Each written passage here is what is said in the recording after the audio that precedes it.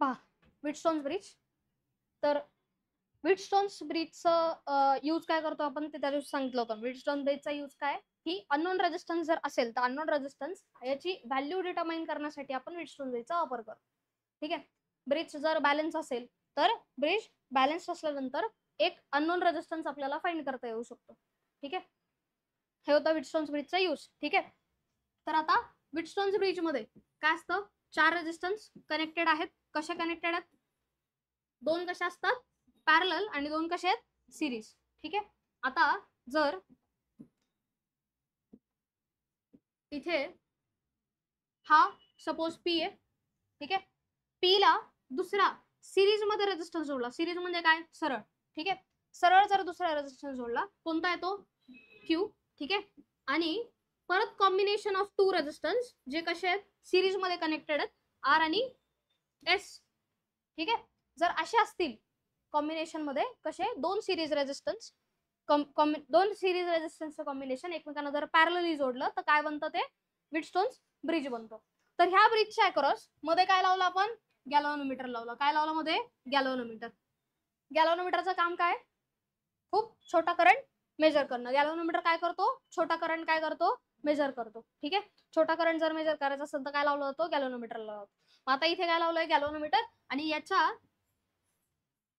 इथे काय लावली आपण? बॅटरी. समजले? हे झालं त्याचं कन्स्ट्रक्शन. काय केलं कन्स्ट्रक्शन?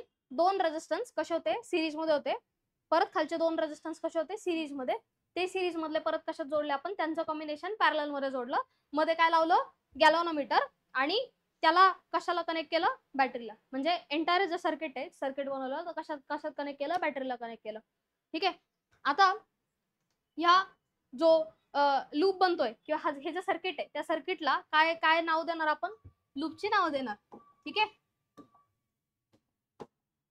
तर सपोज याला म्हणूयात A B C D.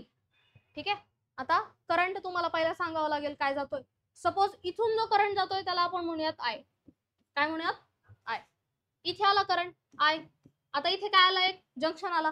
जंक्शनला current काय होते? आता ब्रांचेस पडले त्याचे. मग जंक्शनला तो करंट काय होतोय? आता इथे I1 आणि I2 मध्ये कन्वर्ट होतोय. बरोबर. हा I1 आहे, I2 आहे. उलट पण करू शकता. टेक्स्टबुक मध्ये उलटे आहे ना. टेक्स्टबुक वाईजच जाऊ. बरोबर ना. इथे I1 आहे, इथे I2 आहे. बरोबर. बरोबर. आता I1 करंट जातो. ठीक आहे. इथे आल्यानंतर काय होतं? परत तो परत काय होतो? स्प्लिट होतो. 2 ब्रांचेस झाले परत त्याचे. परत काय होईल? तो स्प्लिट होईल. मग स्प्लिट होत असताना यातून जर करंट जात असेल काय? आयजी. आयजी म्हणजे काय? गॅल्व्हॅनोमीटर मधून पास होणारा करंट. ठीक आहे. मग इकडे काय राहणार?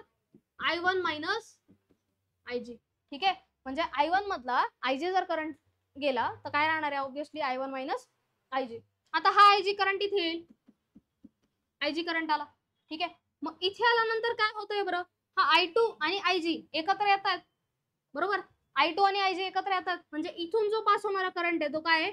I2 plus IG. आता I2 प्लस आयजी इकडे जाईल. या पॉइंटला आल्यानंतर दोघे काय होतात? मर्ज होतात. मग कोण कोण मर्ज होतोय? I1 मायनस आयजी आणि दुसरा कोण? I2 plus IG. आयजी गेला. काय राहणार? I1 plus I2. आणि I1 प्लस I2 एकत्र येऊन काय बनतो? I. का? कारण I1 आणि I2 मध्ये I काय झाला होता? स्प्लिट झाला होता. ठीक आहे. दोघांची व्हॅल्यू एकत्र केली तर काय येणार आहे? तो I येणार आहे. म्हणजे इथून येणारा करंट परत काय राहिला? I. करंटची व्हॅल्यू बदलली आहे का? नाही. करंट काय राहिलाय? सेम राहिलाय थ्रू आउट द सर्किट. फक्त ब्रांचेस झाले तर ब्रांचेस मध्ये करंटची व्हॅल्यू काय होते? बदलते. समजलंय? हे समजलंय? तर आता आपल्याला काय ऑब्टेन करायची आहे? व्हीटस्टोनची बॅलन्सिंग कंडिशन. काय ऑब्टेन करायची आहे? व्हीटस्टोनची बॅलन्सिंग कंडिशन, जिथे आपल्याला एक अननोन रेजिस्टन्स डिटरमाइन करता येऊ शकतो. मग आता काय करणार आपण? 2 लूप्स कन्सिडर करणार. ठीक आहे. फर्स्ट ही स्मॉलर लूप आणि सेकंड ही दुसरी लूप. ठीक आहे. तर पहिली लूप कोणती आहे? In loop. आधी कन्स्ट्रक्शन लिहिणार सगळं तुम्ही याच्यात. ठीक आहे. आपण डायरेक्ट डेरिव्हेशन पाहतो. आधी कन्स्ट्रक्शन लिहिणार. कन्स्ट्रक्शन सांगितलंय मग अशी काय? 2 रेजिस्टन्स सिरीज मध्ये त्यांचं कॉम्बिनेशन दुसऱ्या सिरीज रेजिस्टन्सला हे केलं, पॅरलली कनेक्ट केलं. त्या एंटायर सर्किटला काय केलं आपण? बॅटरी लावली. हे झालं सर्किट. त्याच्या 2 पॉइंट्स मध्ये काय कनेक्ट केलं आपण? गॅल्व्हॅनोमीटर कनेक्ट केला. आयजी हा गॅल्व्हॅनोमीटरचा करंट आहे. जी हा गॅल्व्हॅनोमीटरचा रेजिस्टन्स आहे. जी हा काय आहे गॅल्व्हनोमीटरचा रेझिस्टन्स. समजले? चार रेझिस्टन्स आहेत. कोणता? पी क्यू आर आणि एस. ठीक आहे, यांचं कॉम्बिनेशन आपण सर्किट मध्ये कनेक्ट केलंय. त्यानंतर इन लूप, आता लूप घेतोय आपण कोणती? ए बी सी नाही, आता ए बी डी आणि डी ए. लूप जिथून स्टार्ट करतोय तिथं एंड करायचे, ए बी डी ए. तर या लूप मधून जात असताना इथे काय दिसतंय पहा बरं, ए टू बी जात असताना काय येतोय मध्ये? रेझिस्टन्स येतोय. लूपची डिरेक्शन आणि करंटची डिरेक्शन सेम आहे. काय होतं मग? जर लूप आणि करंटची डिरेक्शन सेम असेल तर आय आर ची साईन काय येते? मायनस, निगेटिव्ह येते. आता किर्चॉफ व्होल्टेज लॉ येतो. व्होल्टेज लॉ काय सांगतो? Summation of I R plus summation of EMF is equal to 0. एखाद्या लूप मध्ये summation of I R summation of EMF हे काय येणार आहे?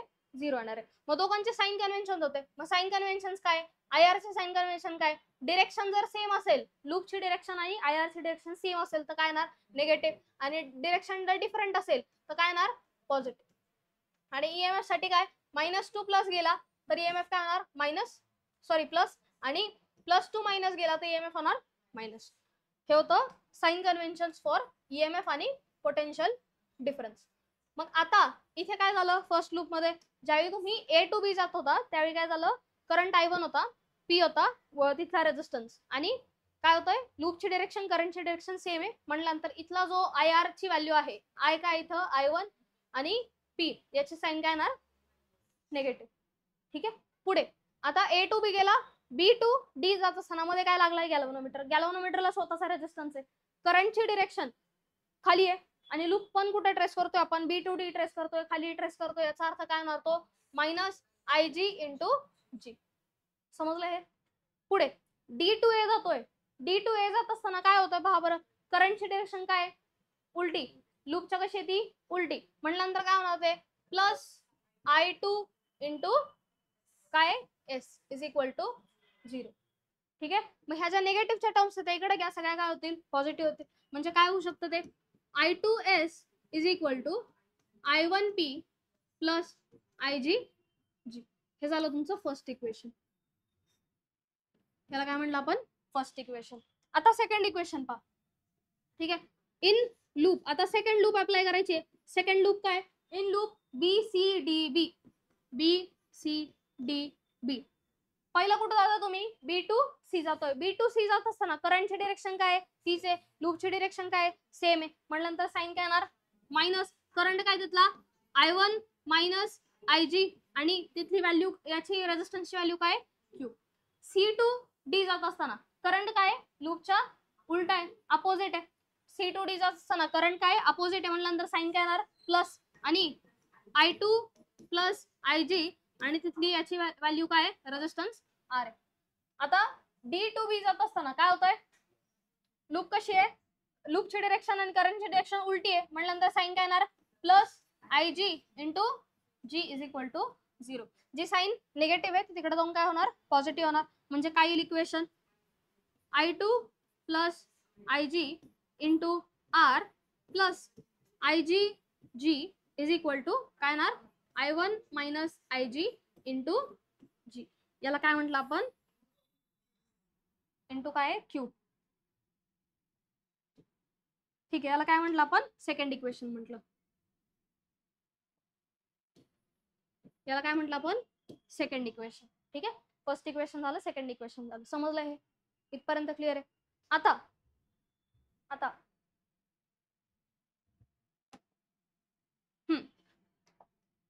जर आता नल पॉइंट येतो. नल पॉइंट येतो म्हणजे काय? ज्यावेळी तुम्ही प्रॅक्टिकल कराल त्यावेळी एक जॉकी असते, अशी जॉकी म्हणजे अशी टॅपकी असते. ठीक आहे, तर त्याला ज्यावेळी आपण टॅप करत जातो ना त्यावेळी गॅल्व्हनोमीटर मध्ये नल पॉइंट येतो. नल पॉइंट म्हणजे ज्या पॉइंटला गॅल्व्हनोमीटरचा करंट हा 0 होतो. गॅल्व्हनोमीटर मधून पास होणारा जो करंट आहे तो काय होतो? 0 होतो. त्याला आपण काय म्हणतो? Null point. तर नल पॉइंट जर आला तर गॅल्व्हनोमीटर मधला करंट काय होणार आहे? IG is equal to 0. जर करंट 0 आहे त्याचा अर्थ काय? त्या दोन पॉइंट्स मधला पोटेन्शियल डिफरन्स काय होतो? 0. म्हणजे जर पोटेन्शियल डिफरन्स दोन पॉइंट मधला 0 असणार आहे, सपोज हे दोन पॉइंट आहेत ए आणि बी, दोघांमध्ये काहीच पोटेन्शियलचा डिफरन्स नाहीये, ते यातून काहीच पास होणार नाही. ठीक आहे, जसं वॉटर आहे, जर तुम्ही दोन कंटेनर्स हे वेगवेगळ्या पोटेन्शियलला ठेवले नाहीत तर काय होतं? पाण्याचा फ्लो होणार नाही. पण आता इथे काय होतंय? वेगवेगळ्या पोटेन्शियल म्हटल्यानंतर पाण्याचा फ्लो होणार आहे. ठीक आहे. पण जर दोन कंटेनर्स एकाच पोटेन्शियलला ठेवले तर पाण्याचा फ्लो होईल का? नाही. दोघांमध्ये काय पाहिजे? पोटेन्शियलचा डिफरन्स पाहिजे. म्हणजे ह्या ए आणि बी पॉईंट मध्ये पोटेन्शियल डिफरन्स असेल तरच करंट फ्लो होतो. आता करंट फ्लो होत नाहीये याचा अर्थ दोघांमध्ये पोटेन्शियल डिफरन्स नाहीये, म्हणजे दोघांचं पोटेन्शियल काय आहे? इक्वल आहे. ठीक आहे, जसं इथे दोघांचं पोटेन्शियल इक्वल आहे तसं. ठीक आहे. मग इफ जर आयजी 0 आहे तर VA हा कोणाला इक्वल आहे? VB ला इक्वल. दोघांमध्ये पोटेन्शियल डिफरन्स नाही. हे समजलंय का? का केलं आपण? ठीक आहे. तर पोटेन्शियल डिफरन्स नाही म्हणजे करंट काय होतोय? 0 होतोय. मग आपले जे फर्स्ट आणि सेकंड इक्वेशन होतं ते फर्स्ट आणि सेकंड इक्वेशन मध्ये कशाची व्हॅल्यू 0 पुट करायची? आपल्याला आयजी ची व्हॅल्यू 0 पुट करायची. का? कारण गॅल्व्हनोमीटर मधून पास होणारा करंट काय? 0. म्हणजे काय इक्वेशन राहील पहा बरं. याच्यात जर 0 व्हॅल्यू पुट केली तर ही काय होणार? सगळी टर्म 0 होणार. म्हणजे राहिलं काय? I2S is equal to I1P. म्हणजे फर्स्ट इक्वेशन तुमचं काय होईल? काय होईल ते? I2S is equal to I1P. ठीक आहे, याला आपण थर्ड इक्वेशन म्हणू. ठीक आहे. नाव सेकंड इक्वेशन मध्ये आयजी ची व्हॅल्यू पुट करा. सेकंड इक्वेशन मध्ये आयजी ची व्हॅल्यू 0 पुट केली. इथे काय राहिलं? I2R. ठीक आहे, काय राहिलं? I2R. ही जर टर्म काय होणार? 0, कारण आयजी ची व्हॅल्यू काय आहे? 0. म्हटल्यानंतर ही टर्म 0 होईल आणि इथे काय राहील? I1Q. म्हणजे I2R आणि काय राहिलं? I2R आणि I1Q. ठीक आहे, याला इक्वेशन काय म्हटलं? I2R आणि I1Q. याला इक्वेशन काय म्हटलं? 4. नाव डिवाइडिंग इक्वेशन 4/3 किंवा 3/4 काय करायचंय ते पाहू. 3/4. हा, 3/4 म्हणजे थर्ड इक्वेशनला फोर्थनी काय केलं? डिवाइड केलं. मग काय राहील बरं? I2S upon I2R is equal to काय येणार आहे? I1P upon I1Q. यातलं काय कॅन्सल आउट होईल? I2 गेला, I1 गेला. काय राहिलं मग? P अपॉन इथे S upon R is equal to P upon Q. म्हणजे त्याला काय लिहू शकतो आपण? P upon Q is equal to S upon R. समजलंय का? समजलंय का? नक्की नक्की समजलंय? काय डाऊट याच्यात? नक्की समजलंय का?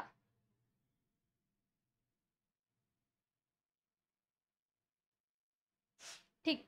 तर याला आता काय लिहू शकता तुम्ही? P upon Q is equal to S upon R लिहिलं. ठीक आहे, म्हणजे काय की इथला रेजिस्टन्स अपॉन इथला रेजिस्टन्स इज इक्वल टू काय? तो हा अपॉन हा.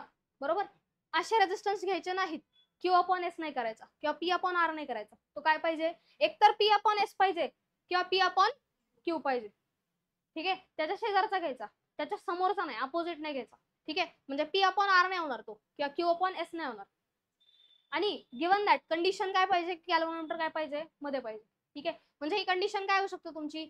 P upon Q is equal to S upon R होऊ शकते, और P upon S is equal to Q upon R.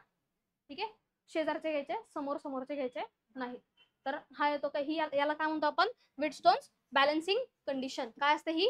व्हिटस्टोन्स balancing condition. आता ह्या बॅलन्सिंग कंडिशनचा उपयोग काय? जर तुम्हाला एक रेजिस्टन्स अननोन आहे तर त्या अननोन रेजिस्टन्सला आपल्याला काय येऊ शकतं? डिटरमाइन करता येऊ शकतं. 3 रेजिस्टन्स जर नोन असतील तर फोर्थ रेजिस्टन्स हा अननोन असेल, त्या फोर्थ रेजिस्टन्सला तुम्हाला शोधता येऊ शकतं. ठीक आहे, सपोज तुम्ही सर्किट कनेक्ट केलं, त्या सर्किटमध्ये 3 रेजिस्टन्स कसे जोडले? सपोज सिरीज पॅरलल कॉम्बिनेशन मध्ये जोडले आणि एक रेजिस्टन्स अननोन आहे. सपोज हा S अननोन आहे, तर कसं काढाल S? Q R इकडे जाईल, म्हणजे P R upon Q is equal to काय येणार आहे? S. ठीक आहे, असं अननोन रेजिस्टन्सची व्हॅल्यू फाइंड करता येऊ शकते. ठीक आहे, लिहून झालंय काय?